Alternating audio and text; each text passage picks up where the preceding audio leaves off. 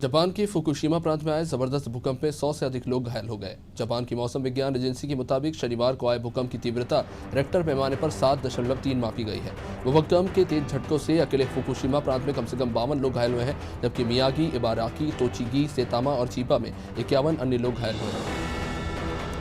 Venezuela में शनिवार को रूस के कोरोना वायरस टीके स्पुतनिक वी की पहली खुराक पहुंच गई। राष्ट्रपति निकोलस मादुरो ने मंगलवार को कहा था कि देश में 1 लाख खुराक की खेप जल्दी आ जाएगी। उन्होंने कहा है कि स्वास्थ्यकर्मियों को पहले टीका लगाने के लिए तैयारियां पूरी कर ली गई।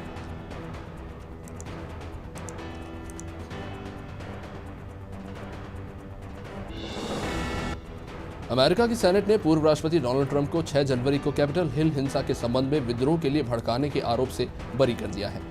अमेरिका के सेनेट में 5 दिनों तक चले महाभियोग के मुकदमे के आखिरी हुए मतदान के बाद ट्रंप को बरी कर दिया गया है। मतदान के दौरान ट्रंप के पक्ष में 43 वोट पड़े, वहीं उनके विरोध में 57 सेनेटर्स मतदान किए हैं, जबकि ट्रंप को दोषी ठहराए जाने के लिए सदन में 2/3 वोट चाहिए थे। वो चीन में कोरोना वायरस की उत्पत्ति की जांच के लिए वहां गए विश्व स्वास्थ्य संगठन WHO दल के साथ कोरोना मामलों का डाटा साझा करने से इनकार कर दिया है। WHO दल ने चीन के अधिकारियों से दिसंबर 2019 में वुहान शहर में शुरुआती चरण में कोरोना वायरस के मरीजों के 174 मामलों और अन्य का डेटा साझा करने का अनुरोध किया था, लेकिन चीन ने इनकार कर दिया। साइप्रस की राजधानी निकोसिया में कोरोना वायरस सीमा और सरकार में भ्रष्टाचार के विरोध में प्रदर्शन कर रहे सैकड़ों प्रदर्शनकारियों पर पुलिस ने आंसू गैस के गोले दागे और पानी की बौछार का इस्तेमाल किया। सरकारी मीडिया के अनुसार एंटीले प्रदर्शनकारियों, वामपंथी राजनीतिक पार्टी के सदस्यों और कट्टरपंथी ग्रीन कार्यकर्ताओं ने शहर में सभाओं पर प्रतिबंध के बीच से मार्च निकाला था। तृणमूल कांग्रेस सांसद महुआ मोइत्रा ने दिल्ली पुलिस को पत्र लिखकर मांग की है कि बिना मांग के लगाए गए BSF के जवानों को उनके घर के बाहर से वापस बुला लिया जाए। पश्चिम बंगाल में कृष्णानगर से सांसद महुआ ने दिल्ली के पुलिस कमिश्नर SN श्रीवास्तव और कनॉट प्लेस के SHO को इस संबंध में पत्र लिखा है। पत्र में उन्होंने आरोप लगाया है कि उनके घर के बाहर BSF की तैनाती कर उनकी जासूसी करवाई जा रही है। भारतीय रेलवे ने शनिवार को उन रिपोर्टों को खारिज कर दिया है जिनमें कहा गया था कि देश में कोविड-19 मामलों में गिरावट आई है, जिससे अप्रैल से देश में सामान्य ट्रेन सेवाएं शुरू हो जाएगी। रेल मंत्रालय ने यहां जारी एक बयान में कहा है कि सभी यात्री ट्रेनों का परिचालन सामान्य रूप से बहाल किए जाने के लिए अभी कोई तिथि तय नहीं की गई है।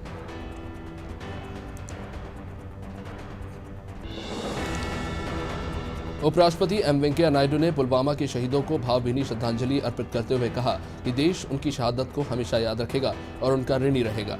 नायडू ने रविवार को जारी एक संदेश में कहा कि कृतज्ञ राष्ट्र उनके अमर बलिदान को सदैव आदरपूर्वक याद रखेगा।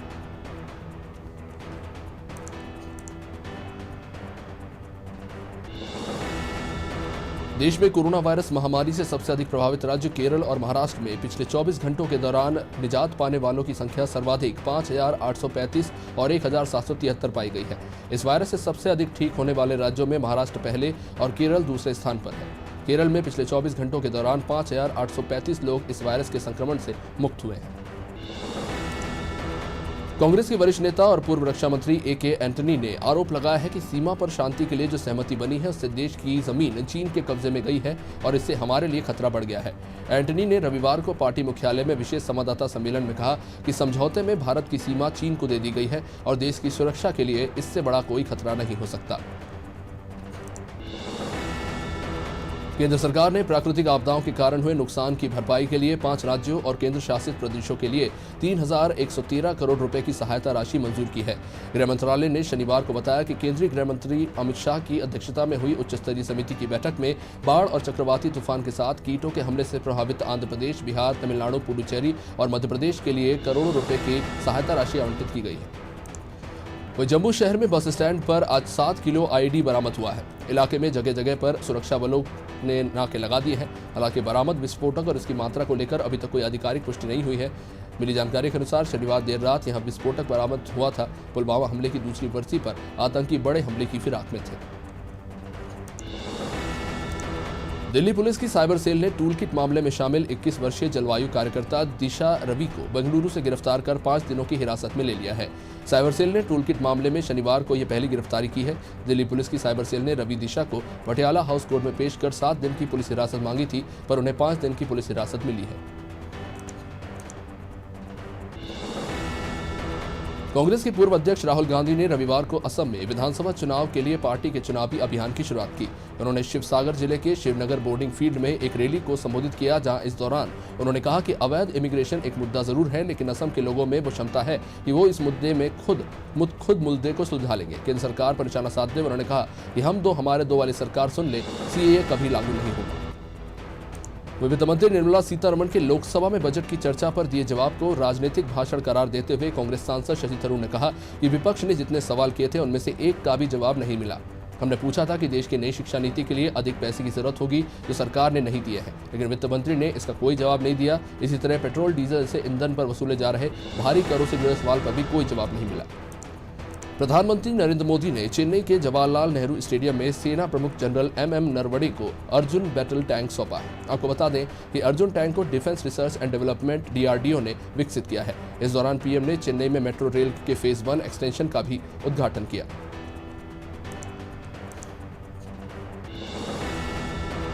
पूर्व रक्षा मंत्री AK एंटनी ने केंद्र सरकार पर आरोप लगाए हैं कि देश पाकिस्तान और चीन के मोर्चों पर युद्ध जैसी स्थिति का सामना कर रहा है। यही नहीं, उन्होंने आरोप लगाते हुए कहा है कि मोदी सरकार ने सेना का मनोबल गिराने का काम किया है। पुलवामा आतंकी हमले के दूसरे साल पूरे होने पर एंटनी ने कहा कि पहली बार भारत दो युद्ध जैसी स्थिति का सामना कर रहा है।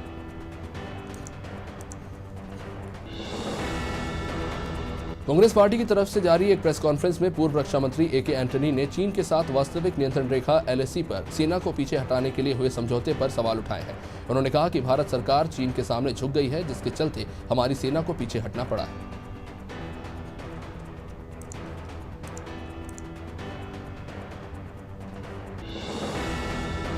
भाजपा की वरिष्ठ नेता और पूर्व केंद्रीय मंत्री विदिशा की सांसद रही सुषमा स्वराज की जयंती पर मुख्यमंत्री शिवराज सिंह चौहान ने ऐलान किया है कि विदिशा में सुषमा स्वराज की प्रतिमा स्थापित होगी। इसी के साथ उन्होंने सुषमा को श्रद्धांजलि भी अर्पित की।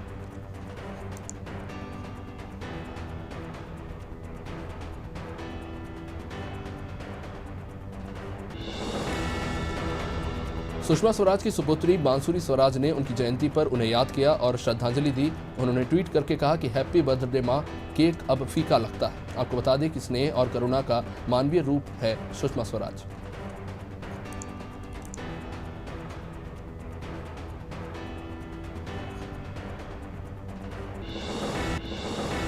आज पुलवामा हमले की दूसरी बरसी है, लेकिन इसको लेकर सियासत भी गर्मा गई है। छत्तीसगढ़ के मुख्यमंत्री भूपेश बघेल ने शहीदों को जहां श्रद्धांजलि दी, पर श्रद्धांजलि के साथ ही सीएम बघेल ने सरकार से कुछ सवाल भी पूछे।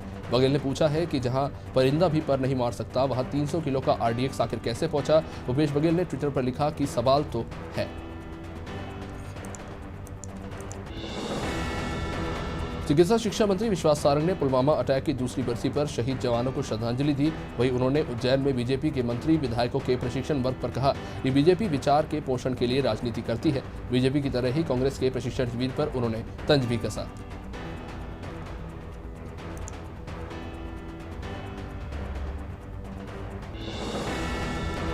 भाजपा में 20 साल पुरानी परंपरा इस बार के निकाय चुनाव में टूटने जा रही है। किसी भी विधायक को अब की बार महापौर पद का टिकट नहीं मिलेगा। केंद्रीय संगठन ने प्रदेश को इसके संकेत दे दिए हैं। पार्टी ने महापौर के टिकटों के साथ पार्षदों के लिए भी तय कर दिया है कि 20 से 25 साल से जनप्रतिनिधि हैं, उन्हें भी अब बदला जाएगा।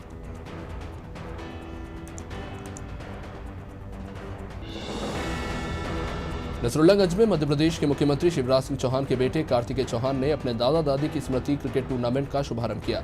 इस मौके पर राज्यसभा सांसद ज्योतिराज सिंधिया के साथ मंत्री प्रभुराम चौधरी और मंत्री महेंद्र सिंह सिसोदिया भी मौजूद रहे।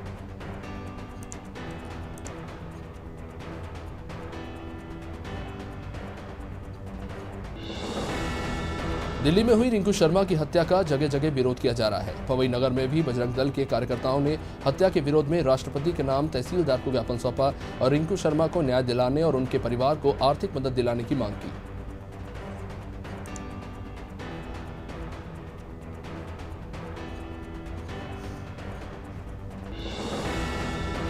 दिल्ली के मंगोलपुरी इलाके में बुधवार को धार्मिक संगठन से जुड़े कार्यकर्ता रिंकू शर्मा की हत्या के विरोध में आरोड में विरोध प्रदर्शन करते नजर आए। विश्व हिंदू परिषद ने प्रदर्शन करके हत्यारों को फांसी देने की मांग की है। साथ ही वाहन रैली निकालकर SDM को ज्ञापन सौंपा।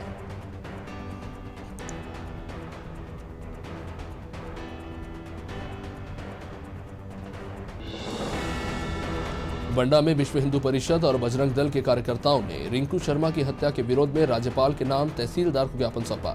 हत्यारों को फांसी देने की ये सभी मांग कर रहे हैं और रिंकू के भाई को सरकारी नौकरी देने की सरकार से अपील की जा रही है।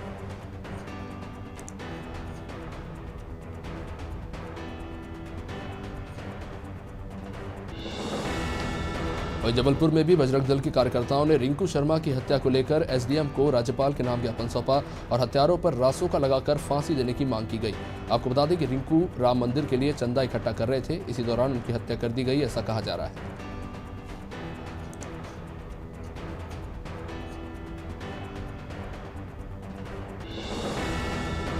सिरोंज में बजरंग दल के कार्यकर्ताओं ने रिंकू शर्मा की हत्या के विरोध में एसडीएम को ज्ञापन सौंपा और हत्यारों को फांसी देने की मांग की। आपको बता दें कि रिंकू राम मंदिर निर्माण के लिए धनराशि का संग्रहण कर रहे थे, ऐसा कथित रूप से कहा जा रहा है।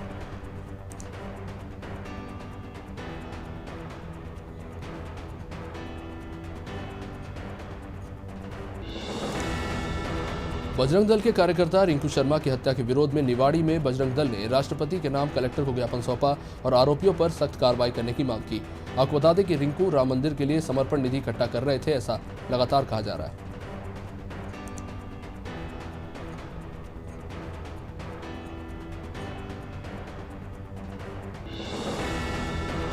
रतलाम में बजरंग दल के कार्यकर्ताओं ने रिंकू शर्मा की हत्या के विरोध में प्रशासन को राष्ट्रपति के नाम ज्ञापन सौंपा। साथ ही रिंकू के परिवार के एक व्यक्ति को सरकारी नौकरी और 1 करोड़ की मुआवजा राशि दिए जाने की मांग की।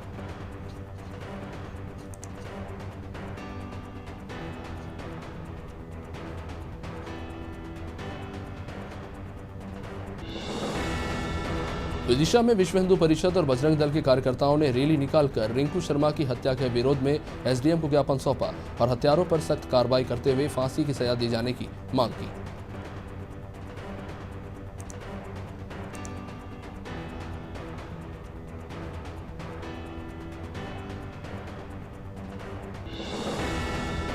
भोपाल के कमला पार्क स्थित हुक्का लॉन्ज में तोड़फोड़ करने के मामले में श्यामला हिल्स थाना पुलिस ने पूर्व बीजेपी विधायक सुरेंद्र नाथ सिंह समेत 7 बीजेपी कार्यकर्ताओं को गिरफ्तार किया है।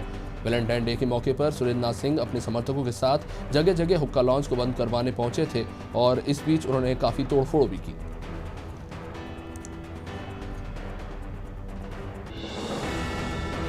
शिवसेना ने वैलेंटाइन डे के विरोध में भोपाल के चिनार पार्क के बाहर प्रदर्शन किया। शिवसेना के जिलाध्यक्ष कुलदीप तिवारी ने कहा कि आज के दिन पुलवामा में 44 जवान शहीद हुए थे, इसलिए हम वैलेंटाइन डे का विरोध कर रहे हैं। शिवसैनिकों ने खुलेआम चेतावनी दी है कि वैलेंटाइन डे मनाने वालों का मुंह काला किया जाएगा।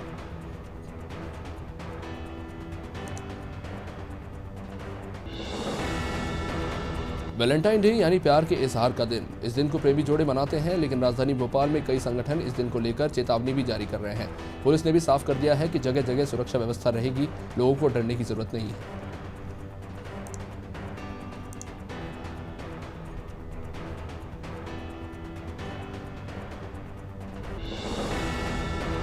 सागर जिले में वैलेंटाइन डे पर शिव सैनिकों की चेतावनी का खासा असर देखने को मिला।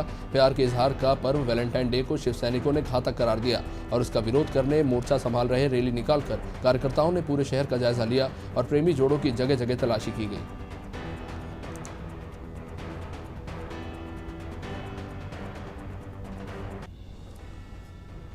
लटोरी के आनंदपुरा रोड पर निशुल्क रोग निवारण शिविर लगाया गया, जहां वेद रावल बाबा ने लोगों को रोग अनुसार दवाइयां पिलाई। बाबा का कहना है कि ये शिविर 15 दिन तक जारी रहेगा, जिसमें दवा पीकर जाने वाले लोगों को अच्छा लाभ भी मिल रहा है।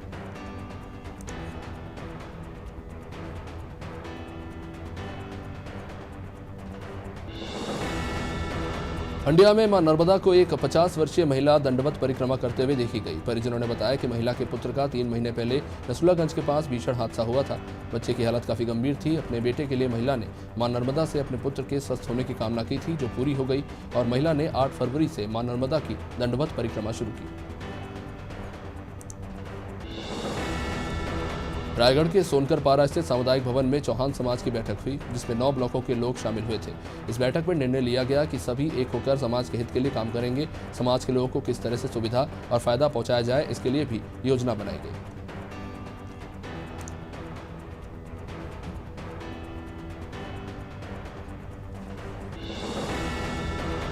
ग्वालियर के कंपू थाना क्षेत्र के नेहरू पार्क से एसटीएफ की टीम ने नकली नोटों का कारोबार करने वाले व्यक्ति को गिरफ्तार किया और इसके कब्जे से 2,000 के 3.5 लाख रुपए बरामद किए हैं। एसटीएफ ने बताया कि आरोपी पर बीते साल भी नकली नोटों का प्रकरण दर्ज हो चुका है।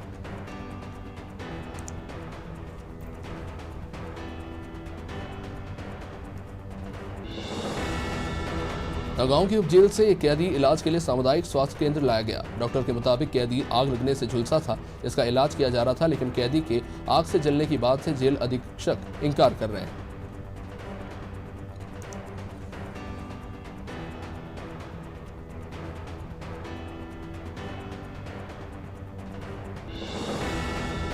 राजनांदगांव जिले के डोंगरगढ़ ब्लॉक के अंतर्गत प्राथमिक स्वास्थ्य केंद्र मुसरा कला में मुख्यमंत्री बाल संदर्भ योजना के अंतर्गत 1 दिवसीय शिविर का आयोजन हुआ, जहां मुसरा कला सेक्टर के कुपोषित बच्चों का स्वास्थ्य परीक्षण कराया गया और उन्हें निःशुल्क दवाएं भी दी गई।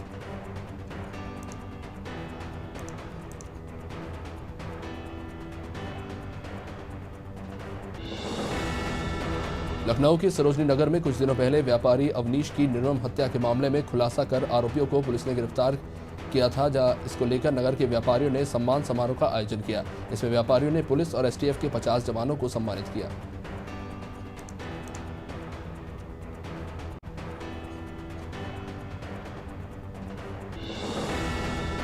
सिरोंज में कलेक्टर पंकज जैन के स्वच्छता से जुड़े आदेश को लेकर सिरोंज नगर पालिका एक्टिव नजर आई। नगर पालिका ने क्षेत्र के नए बस स्टैंड की फायर ब्रिगेड से जमकर धुलाई करवाई और दुकानों के आसपास के क्षेत्र की गंदगी को भी साफ करवाया। इसमें दुकानदारों ने दुकान बंद करके नगर पालिका का सहयोग किया।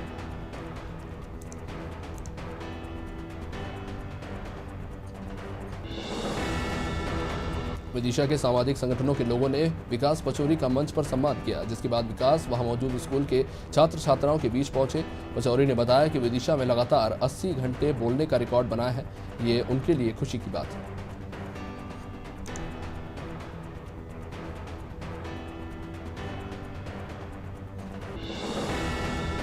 गुना में नवागत पुलिस अधीक्षक राजीव कुमार मिश्रा ने पदभार ग्रहण करने के साथ ही पुलिस महकमे की पहली बैठक ली। इसमें जिले भर के सभी थाना प्रभारी सहित एसडीओपी भी मौजूद रहे। एसपी ने अपराधों की रोकथाम के लिए सभी अधिकारियों को बेहतर ढंग से काम करने के निर्देश दिए।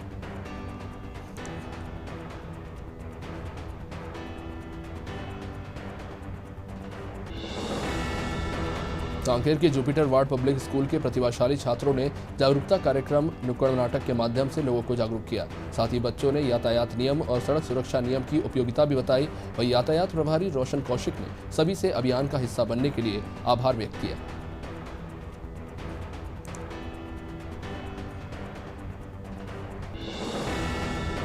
बुरहानपुर जिले के धूलकोट क्षेत्र के गंभीरपुरा में शिव बाबा मेले का आयोजन हुआ। 16 फरवरी से इसका आयोजन किया जाएगा, जो 27 फरवरी तक चलेगा। मेला समिति के अध्यक्ष ने रूप सिंह पवार ने बताया कि बिना मास्क के मेले में किसी को भी एंट्री नहीं दी जाएगी।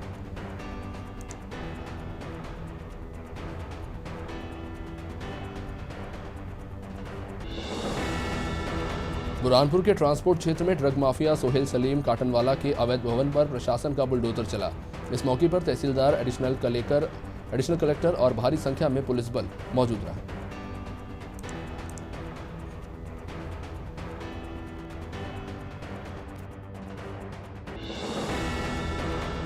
सिवनी जिले में एक चौकी प्रभारी द्वारा किसान को धमकाने का मामला सामने आया है।